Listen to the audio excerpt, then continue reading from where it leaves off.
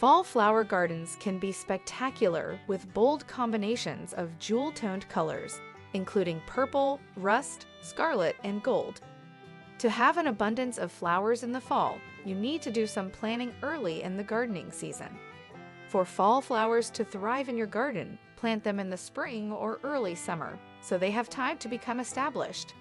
Here are 7 fall blooming perennials in a variety of colors for your garden.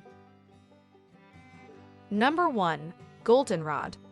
Goldenrod is one of the last flowers to bloom in the fall, with its bloom period generally stretching from August to October.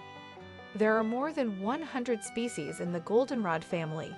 The plants typically reach around 5 feet tall and display clusters of tiny yellow flowers at the tops of their stems when they are in bloom. Bees and butterflies love these flowers. Goldenrod is fairly low maintenance and can be an aggressive spreader in the garden. So if you want to control its spread, remove the flower heads before they go to seed. Number 2. Pye Weed. Pye Weed is a native plant that grows in erect clumps of up to 6 feet tall. It can make a wonderful backdrop to a garden border. In midsummer to early fall, tiny mauve blooms appear in round clusters or florets. Each plant has around 5 to 7 of these florets, and the flowers give off a light vanilla scent. To prevent the plants from becoming overgrown and flopping over, cut them back in the late winter. Number 3. Chrysanthemum. Mums are a common sight of fall in the garden, with their brilliant and profuse blooms. While mums are showcased in garden centers in the fall, if you plan to grow yours as a perennial, it's best to get mums in the ground in the spring to become established before cold weather hits. Make sure your plant is well watered, especially in hot weather, and put a layer of mulch around the planting site prior to cold weather to keep the roots warm. Number 4. Sneezeweed. Sneezeweed blooms look like small, russet-toned coneflowers. Many can grow quite tall and will need to be staked or pinched. The plant likes cool feet and hot heads, meaning you should use mulch to keep the roots cool, but plant it in full sun to keep the top of the plant warm. Plus, while the plant prefers good drainage, it can tolerate poorly drained soil, such as clay. Number 5. Tickseed. The Coreopsis genus is home to many popular garden plants. Most bloom periodically throughout the summer season.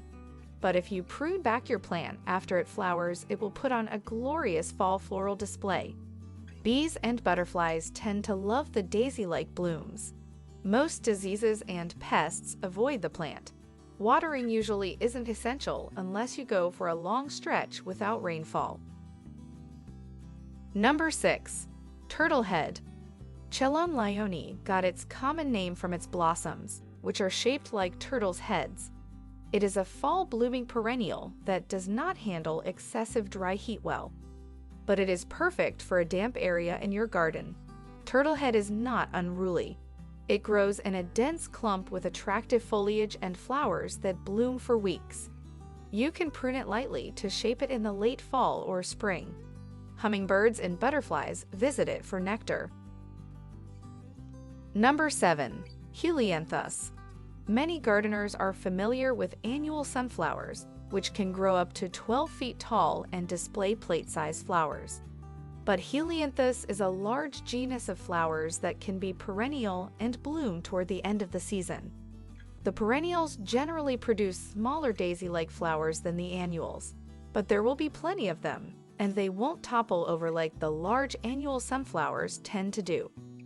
Maintenance is fairly low for these plants, but you should keep them well watered and use fertilizer if you have poor soil.